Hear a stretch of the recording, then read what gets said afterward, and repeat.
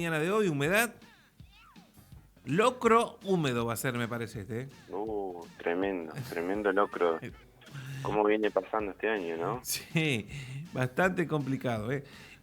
Juan, a ver, hay tanto para hablar de economía y de política.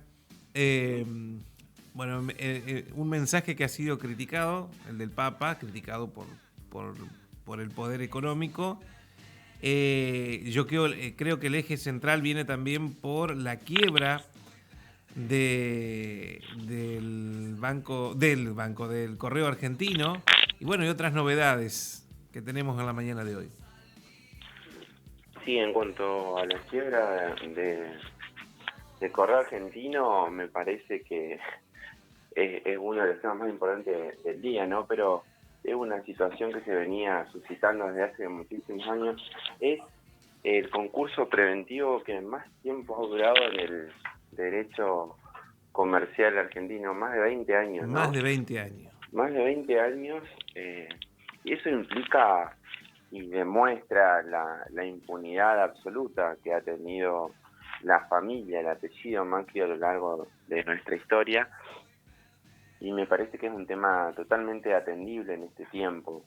Estamos hablando que se han hecho propuestas permanentes, nunca dejaron conforme a los acreedores, se ven casi 6.000 millones de pesos, y básicamente me parece que el análisis que tenemos que hacer, sobre todo cuando desde los medios de comunicación se trata de instalar ese sentido común privatista, que el mercado y que las empresas privadas lo pueden todo y que son mejores que el Estado, esto es consecuencia de las privatizaciones de los años 90, y fíjense cómo funciona mal una empresa tan importante como es el Correo Argentino en manos de un privado, y que ha sido un permanente. No solamente no se adquirieron recursos para el Estado, sino que no se le pagó los derechos de canon y demás.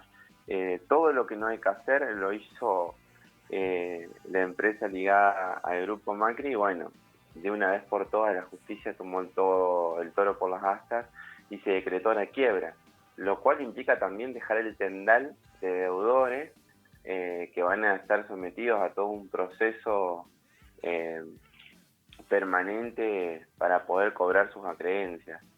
Pero en definitiva esto deja por sentado que el expresidente no solamente quebró la Argentina haciendo el mayor desfalco y endeudamiento de nuestra historia, sino que también lo logró con una de las empresas más importantes en términos de servicios que ha sido el Correo Argentino.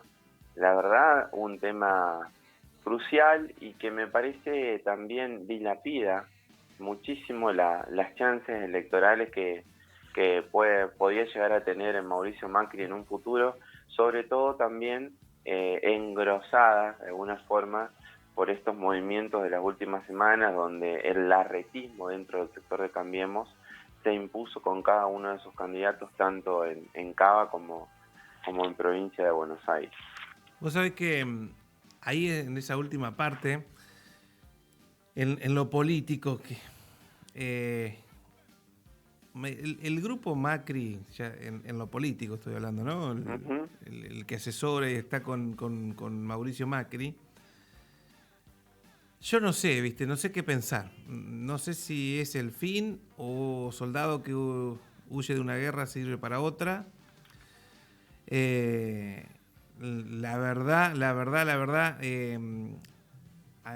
nivel que manejan estos personajes que hace mucho tiempo están en el verdadero poder, yo sinceramente todavía no le doy el cierre.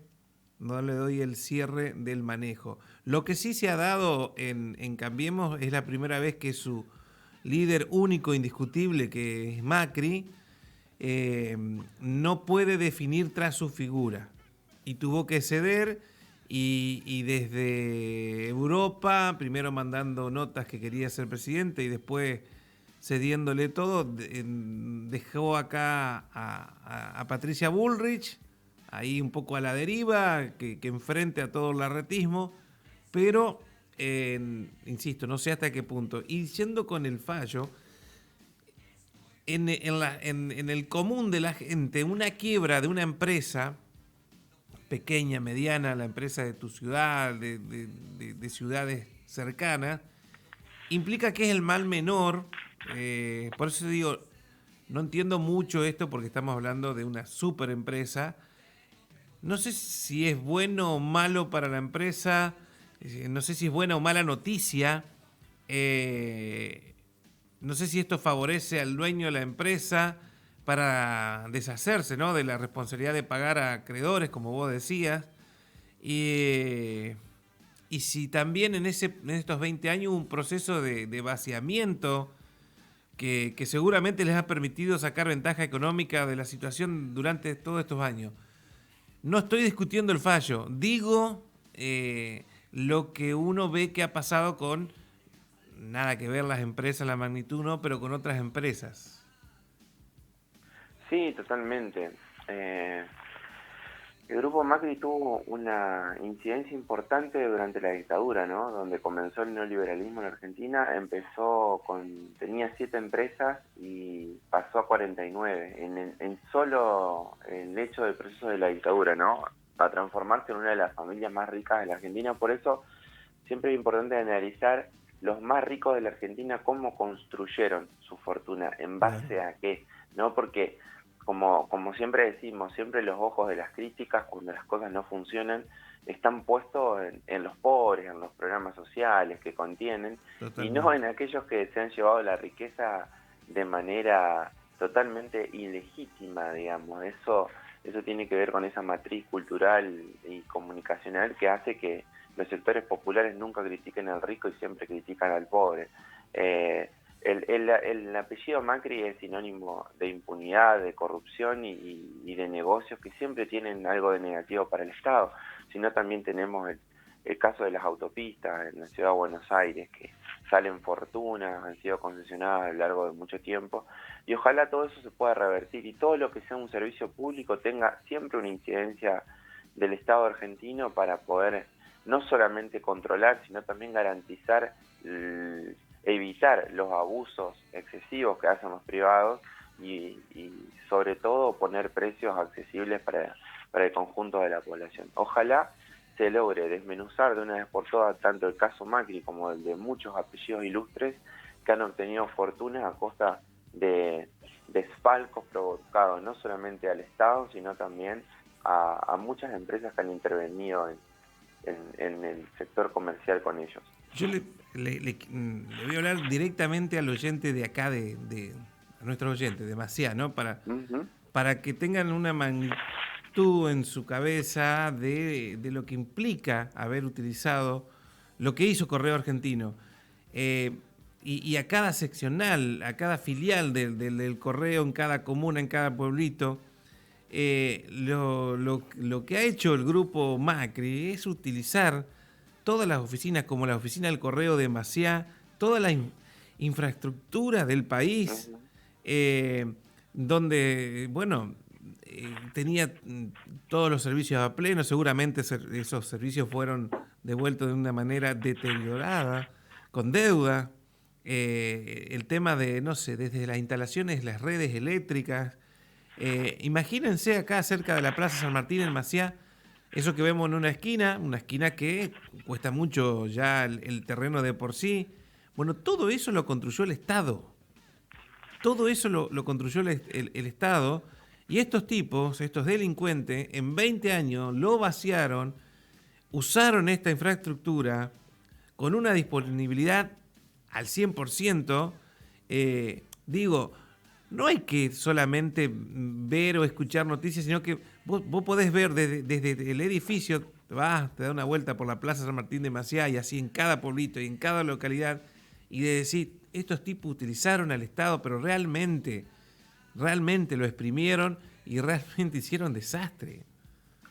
Sí, que el apellido Macri haya llegado a la presidencia de la Nación implica una enorme derrota cultural por parte de la sociedad argentina, un desconocimiento de nuestros propios procesos históricos, una grave falta de conciencia social en nuestros sectores populares, porque implica, de hecho, atentar contra nuestros propios intereses, ¿no? Que clase trabajadora apoye a un rico que a lo largo de la historia ha provocado permanentes desfalcos sobre el Estado, me parece que son síntomas de un tiempo que debería cambiar, porque después las consecuencias son irreparables, nos demandan décadas poder equilibrar nuevamente el funcionamiento de nuestra sociedad y ojalá podamos revertir todo este tipo de situaciones y que no se vuelvan a repetir, ¿no? Justamente haber votado en algún tiempo a un tipo que representaba todos esos intereses y que obviamente gracias al marketing político, a los medios de comunicación y demás que forman parte de esa clase dominante que construye el poder real, si no, no hubiera sido posible de otra forma, pero es el engaño permanente. Y bueno, espero que la justicia con este tipo de situaciones tome las medidas que haya que tomar y aquel apellido que no solamente endeudó e hipotecó el futuro de generaciones enteras en Argentina, también se haga responsable de este tipo de cuestiones que no solamente tienen que ver con el acervo patrimonial de una empresa privada, sino también con empresas que han estado ligadas fuertemente a los servicios públicos del Estado Nacional. Por último, para cerrar lo de Macri, también me pareció una actitud muy jodida, la que hace en referencia a sus 3 hijos, victimizándose a través de sus 3 hijos, de los cuales él los está involucrando en esto que dice que hasta sus hijos corren riesgo. Primero, que nadie del gobierno apuntó a sus hijos y no apuntaría, y nadie de la oposición, salvo Macri y algunos más, haría eso con los hijos. Recuerden lo que hizo Mauricio Macri, en este caso denunciando en su momento a Florencia Kirchner cuando falleció su padre, tenía 10 años. Esa actitud jodida, ¿no? De utilizar para sus hijos para victimizarse, y destacando que nadie acusó a sus hijos, realmente es un tipo muy jodido. Sí, no le importa nada. Y obviamente que entra en un estado de victimización. Yo creo que también, como decíamos al principio, un poco derrotado por esta movida política interna de Cambiemos de estos últimos días, que de alguna manera hace aflorar las presencias de Larreta y de Vidal para el próximo tiempo, para el 2023. Lo cual no es que sea una buena noticia para los argentinos. Lo único importante es que aquellos que han producido, porque estos tipos que vienen con otros apellidos y demás, formaron parte de ese desfalco, de ese desastre que se provocó en el país, y no son la nueva política, sino que forman parte de toda esa construcción que destruyó la Argentina. Entonces, sacarse de encima a Macri, que no tiene liderazgo popular, lo único que une su liderazgo siempre es el antipopulismo, el antiperonismo, el anti-implementación de políticas que tengan que ver con ciertos niveles de dignidad para la clase trabajadora.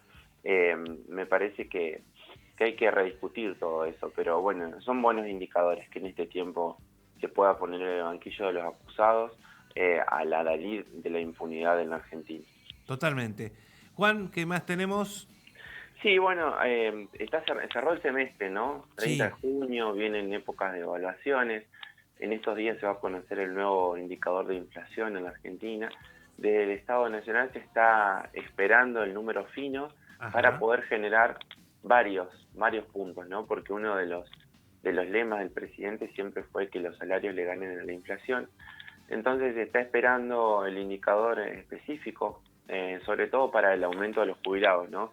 Más allá de lo que diga la fórmula que se construyó y se aprobó por ley este año, seguramente se va a generar un bono compensatorio para que el número final sea positivo en relación con la inflación.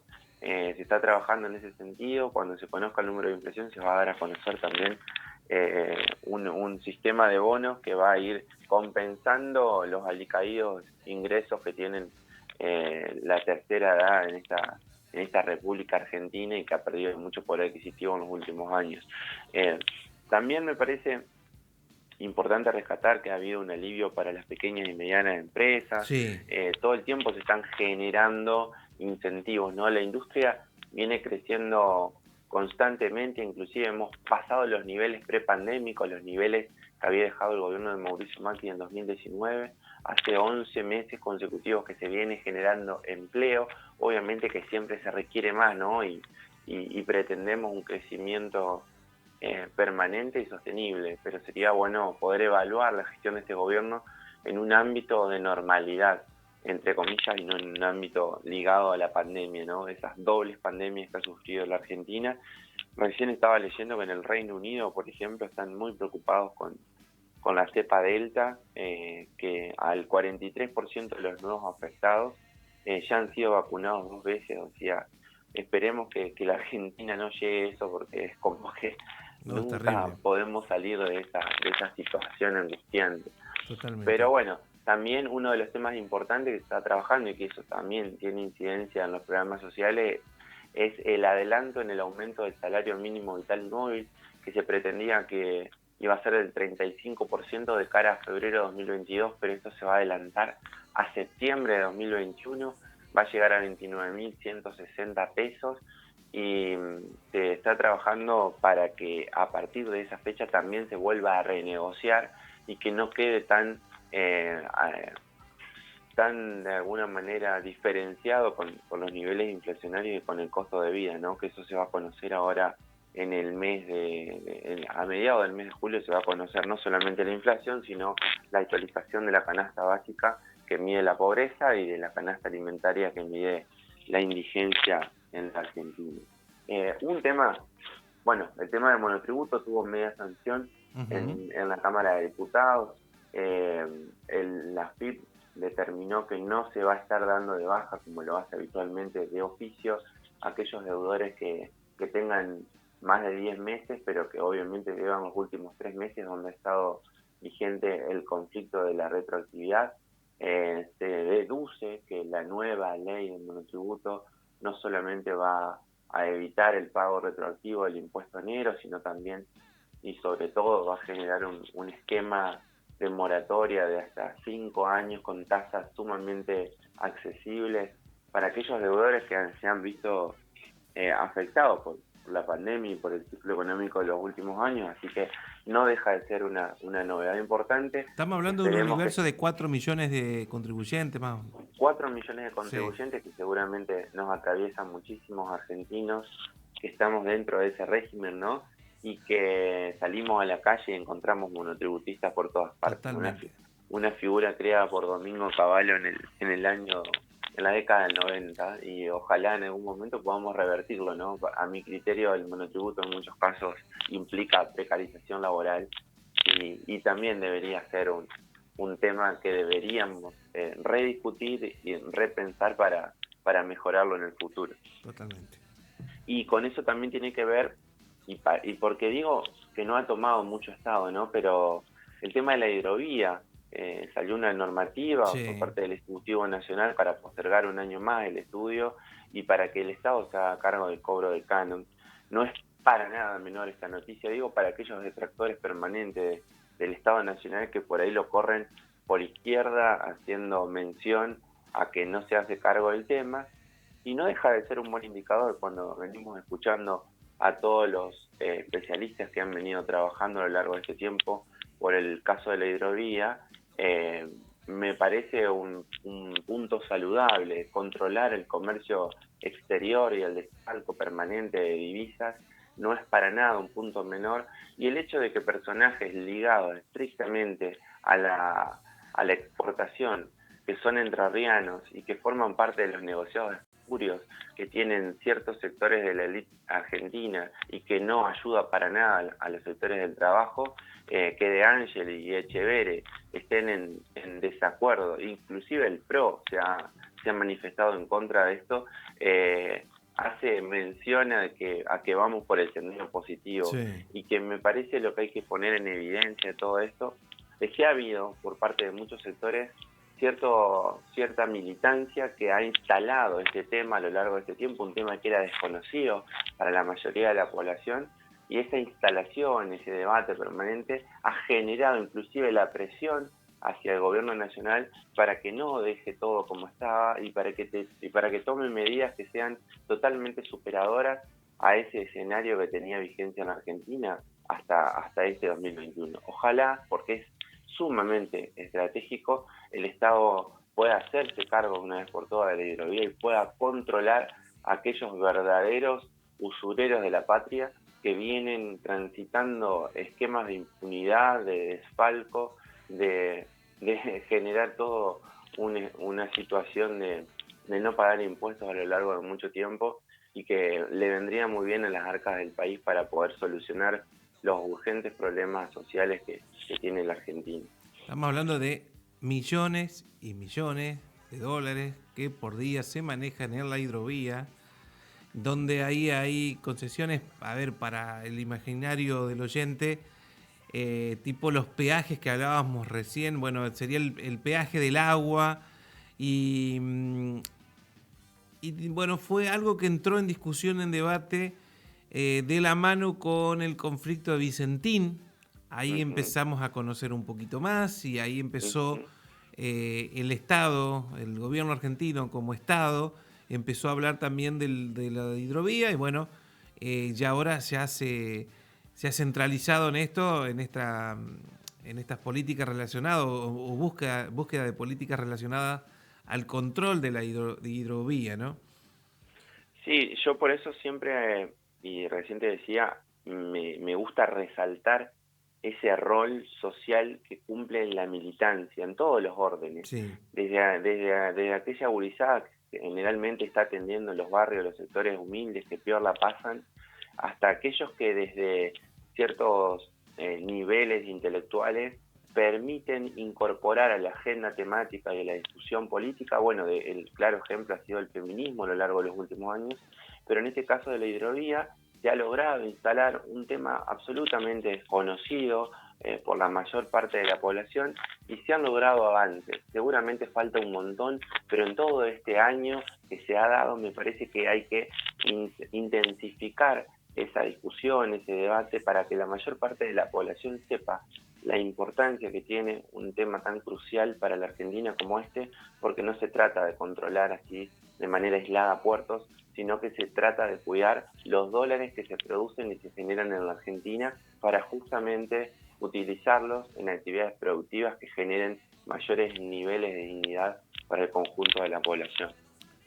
Igual falta mucho para que conozcamos bien el tema de la hidrovía y de cuánto influye, pero bueno, destacar lo que vos estás diciendo, que hay gente, grupos, agrupaciones y también propios legisladores, eso hay que reconocer, hay un par de legisladores que no solamente del Frente de Todos, sino que del socialismo, Carlos del Frede puede ser el de Santa Fe.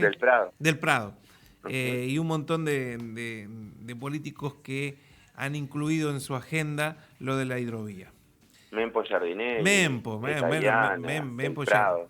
Mempo es uno de los que más conocemos, sobre todo relacionado al mundo intelectual y político a la vez. El mismo Peretti, el Rulo Pedro de la Peretti, Torre, exactamente. Es importante destacarlo, ¿no? Porque ellos, desde su rol a través de los medios de comunicación, desde una charla con la militancia hasta la participación en medios y demás, todo ayuda y colabora a esa creación de sentido común popular contrahegemónico que permanentemente trata de instalar ideas que tengan que ver con mejorarle la vida al conjunto de los argentinos.